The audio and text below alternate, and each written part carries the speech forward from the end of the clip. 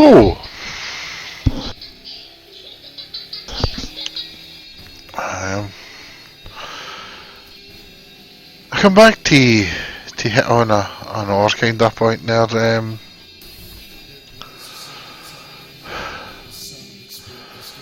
Now, I noticed something a while ago and I didn't really get much attention for it. I tried to share it with folk.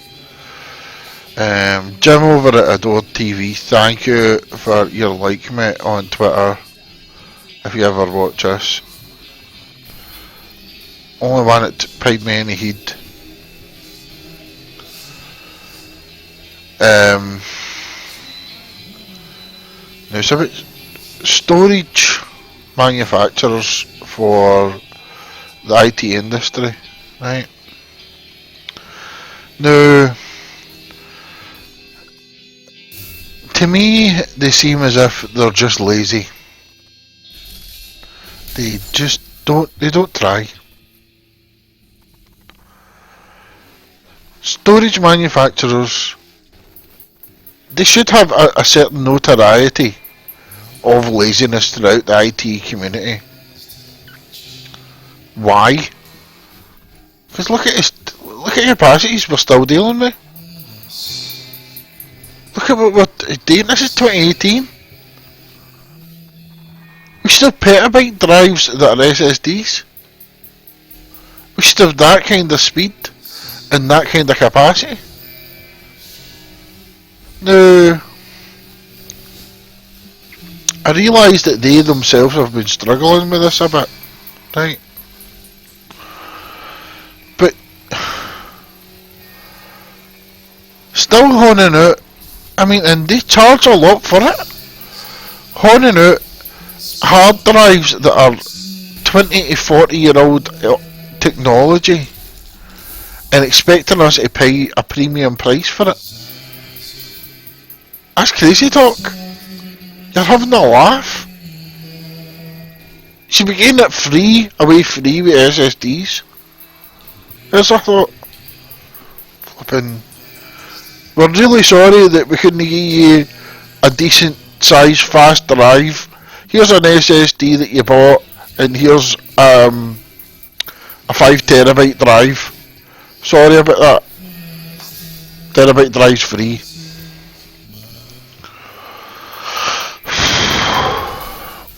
That's no an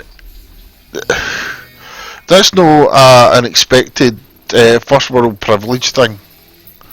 That is that they have been dragging their heels. Well, I say dragging their heels. See, for the amount of money that we put into them, how much do you really think is going into research for changing? Because I personally am very doubtful that they're putting a significant amount of money in compared to their profits. And this is all the big ones: Hynix, Hitachi, Samsung. The link will be in the description.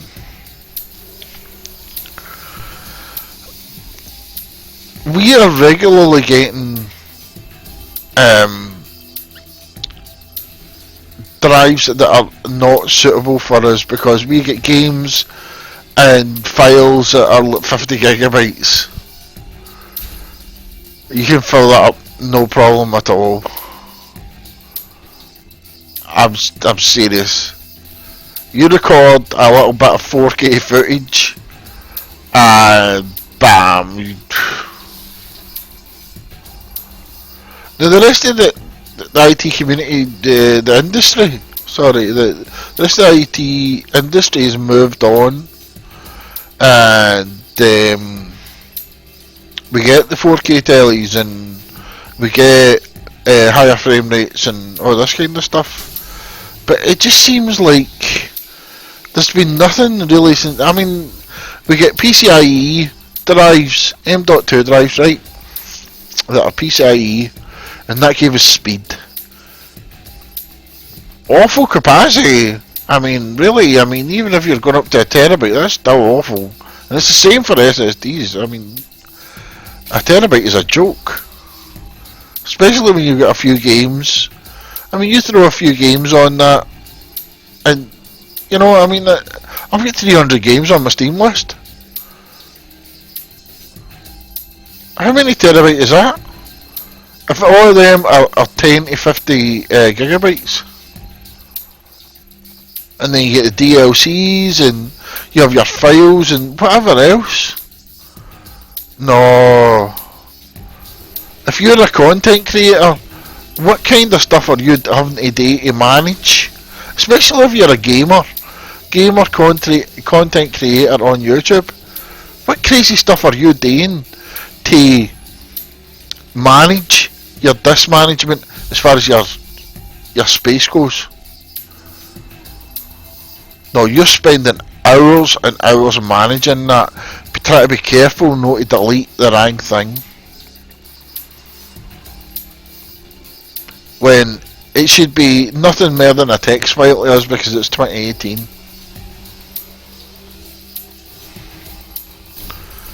Now, they just come up with it's QVL. That's quad. I can't remember. It's NAND flash, right? So they found a way increasing the capacity by putting 4 bits onto an NAND flash, and this is going to up the capacities of drives.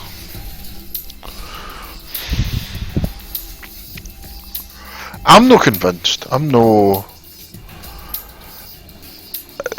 I believe it's just a belief.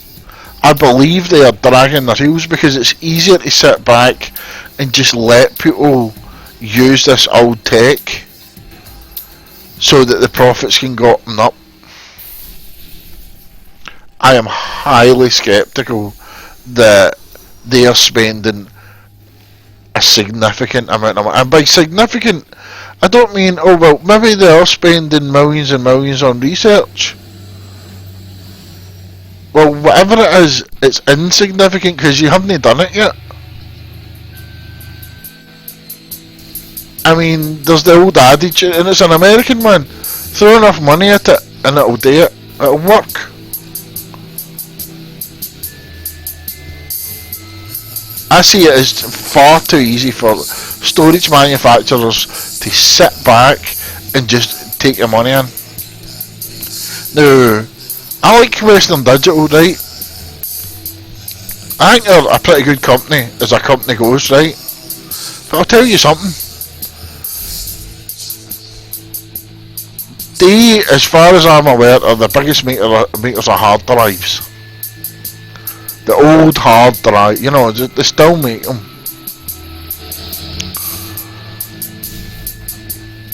And even though they shut down their plant recently, right, one of their plants, sorry, right, it must be very tempting for them to just sit back and just take the money in. Seagate and all, sit back, take your money in, because you know, the NAND flash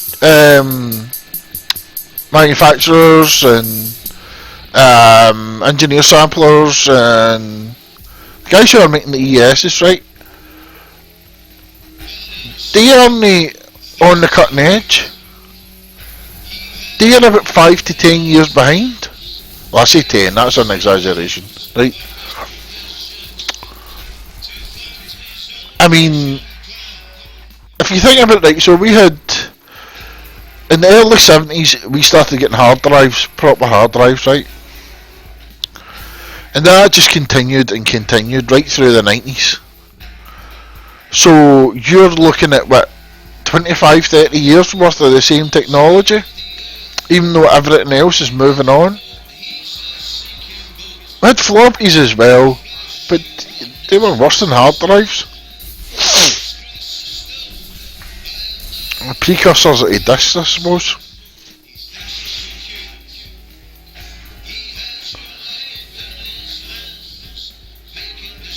And then through the 2000s, right, then we started to get USB NAND flash, right?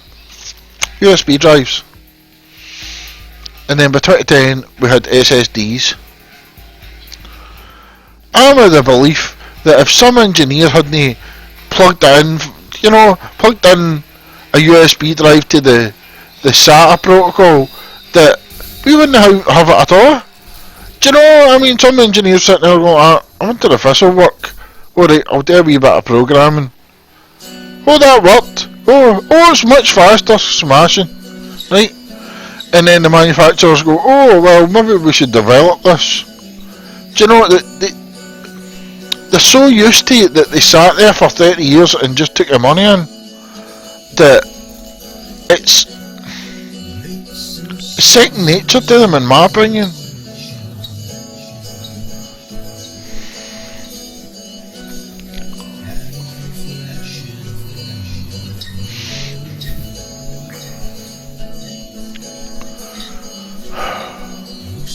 Is it really that hard to have an update every 5 years to our storage capacities and speeds? Even if they were, I mean, PCIe is a standard, right? It's even, the PCI lanes are part of the CPU, right? So, all you'd have to do is sell a card, a PCIe card, with whatever technology on it was on it at the time, and then they would all work. PCIe isn't going anywhere. Ever. I mean, in the next 20 or 40 years, we're still going to have some version of PCIe. PCIe IE. I don't know if I'm saying that. I'm Scottish, give me a break. Right.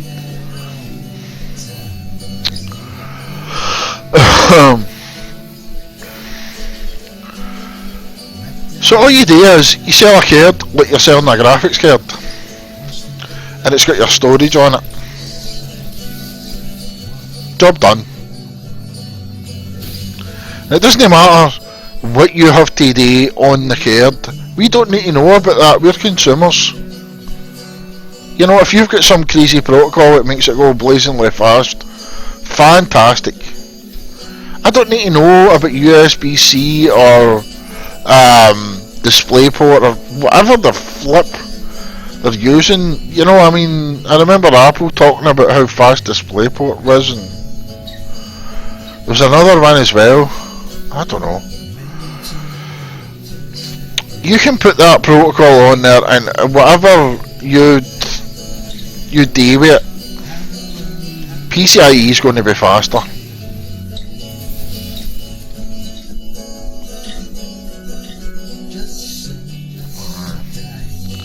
They're probably better just cutting out the middleman with what they've done. I mean, M.2 must have some sort of protocols. They'd probably be better just developing it for PCIe and just going, look, we're just going to make it like a graphics card, there you go, and the graphics card itself can be upgraded. Well, not a storage card. You know, like, I mean, you get Intel Optane, but that's direct to the board and all that. If you had one single protocol to rule them all, then you're not messing about as much, and end consumers can have an easier time with it.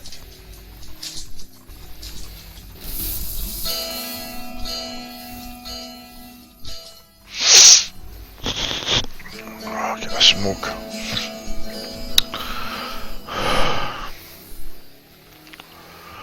I think I've hit most of the major points. The link will be in the description.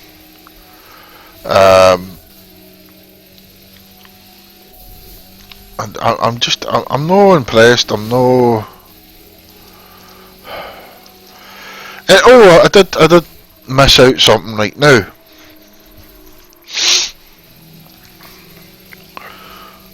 Why don't we have more powerful graphics cards? Why did Nvidia slow the flip down with how, you know, Jim from Adored TV said that Nvidia was doubling its power. Right, I'm paraphrasing like crazy, right? Don't pick me up on it, right? But you know, it was making big leaps and bounds, right? Now, I saw his video and I thought to myself, do you know, that's to do with SSDs. Because suddenly we had capacity and speed.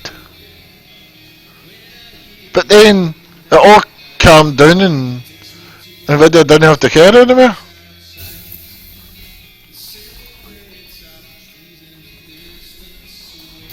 What do you think of that? I mean, folk are dumb. I'm just going to say it, including, you know, for a while me at the start, before I started thinking about all this, right? That was a few years ago. I thought drive manufacturers are at it. Like, but folk don't think about storage. They're dumb when it comes to it because they're too busy thinking about their graphics card and their processor and their RAM, which fast. Now, if you have high capacities and high speeds, you can have high textures, and games manufacturers can give you better looking games, and this means that you have to push hard. That Nvidia and AMD need to push harder with their cards, and they need to provide us more value for money as far as the cards go. They have to do more to attract our interest. And without that push, because I mean, if you're a developer, right, and you're going like that, well, do you know what? Most of the people are going to have 500GB drives. I better not make this game too detailed, because it's going to just clog up the whole drive. So instead of getting a game that's got 300GB, say, right, worth a really cracking textures, we're getting a 50GB game with half decent textures.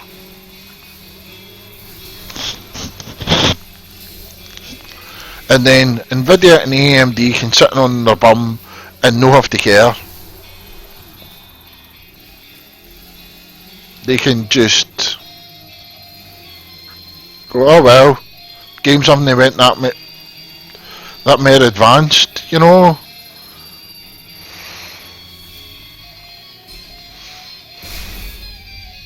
And folk just let storage companies away with it. Now, it's got a knock-on effect, 1, 2, 3, 4, right? So, like, we're not dealing with poverty capacities, right? So I'm just going to say it, right? So poverty capacities equals devs not making as good a game as they could have. Low textures and that jazz, right? That means that graphics vendors don't have to work as hard and give less value for money. And that means the CPU manufacturers excuse me, CPU manufacturers don't have to work as hard to satisfy the graphics card and the PCIe lanes.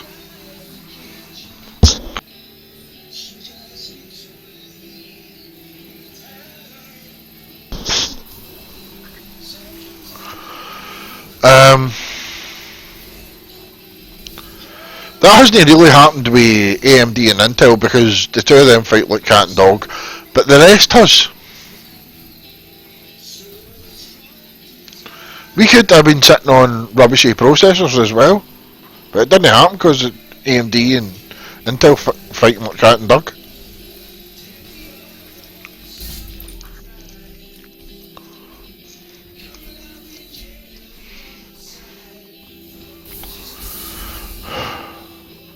we're the losers in this, and that's the long and the short of it.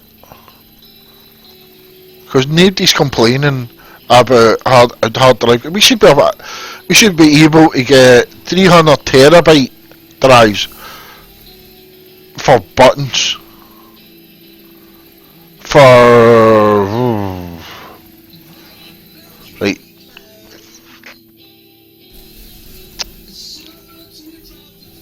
No, I can't work it out in my head. Right, I think I've done it in the article. I tried to work out how much it would cost.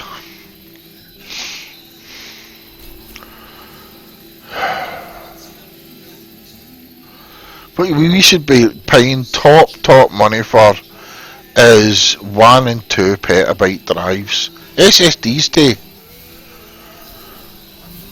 And it can be done. I mean, if they have big enough cards, see the SSD drives, right? If they've made them to laptop format. You don't think they could be sticking 512 gigabyte chips in there, and then just loading it up like the same size as HDD? Aye, they flipping good.